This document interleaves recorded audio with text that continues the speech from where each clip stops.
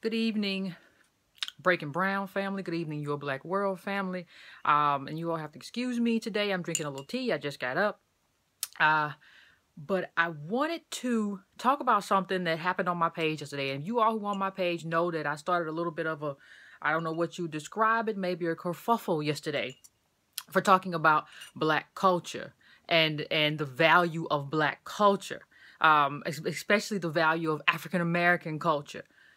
And I just want to tell you, first of all, what got me started on this tear. I have been some kind of way since Thanksgiving. Something that really annoyed me on Thanksgiving was this whole idea, this whole meme. You remember the meme that went around? Oh, our Thanksgiving is better than the white Thanksgiving. We got turkey. And they shared the white plates versus the black plates. The white plates look like something out of a cafeteria. White people can't cook like this. We have macaroni and cheese and candied yams, and and white people have a roll and a biscuit, and they don't really have what we have, and nobody can do it like black people. And this to me was just the silliest nonsense I've seen in quite some time. For the most part, white people don't care about how wonderful your Thanksgiving is, and that's not even something that's not even something to brag about. Like these silly cultural differences that black people see that they cling on to, because we lack a certain material. We lack material wealth. We don't have wealth. We don't own things. We don't own resources. We don't own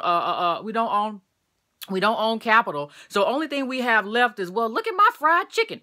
So I found that so silly, and I found the people who were passing that meme around so silly. Hey, you've heard that stuff. The white people just can't. Their culture is just not like our culture. Well, the thing is, funny as it turns out, a lot of what you think is black culture is actually white culture.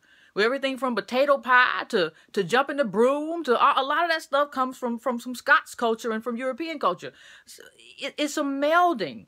So a lot of what we consider African American culture in this country is really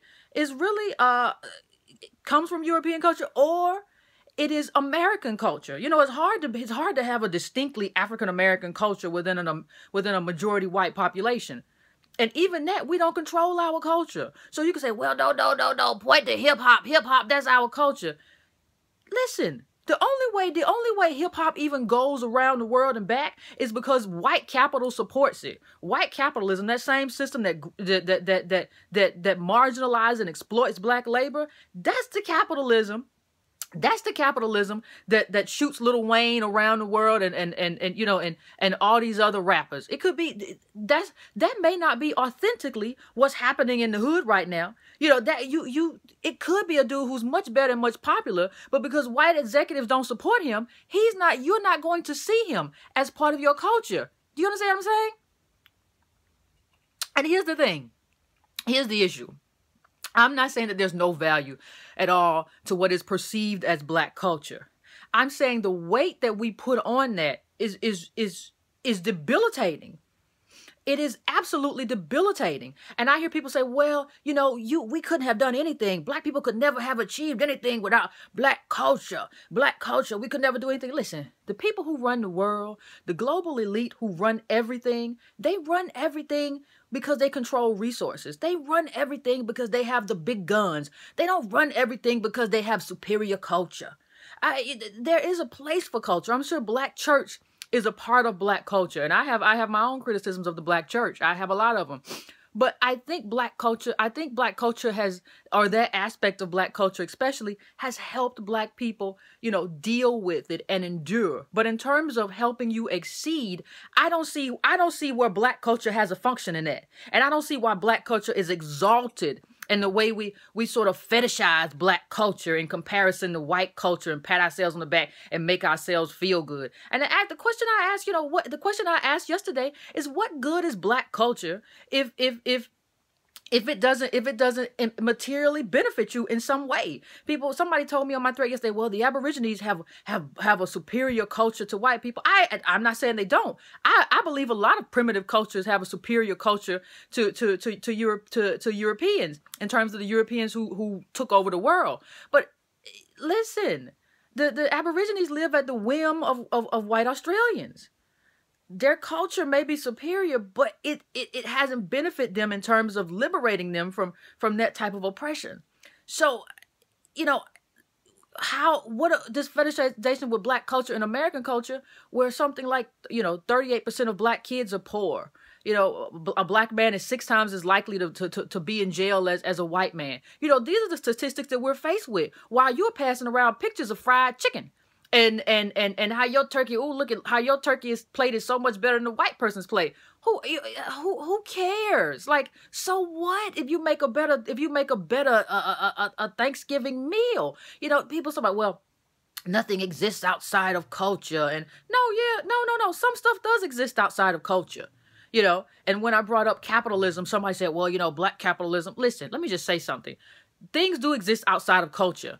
Outside of culture, you have politics. Politics is the way people split up resources, scarce resources in this country. That is what politics is. One of the greatest distributions of wealth came in the 1930s. In the 1930s, what happened was that the people who didn't have anything waged class warfare against the people who had everything, and gained everything from unemployment insurance to labor protections. That all happened in that period, in that New Deal era, that New Deal period. That's where the money comes from.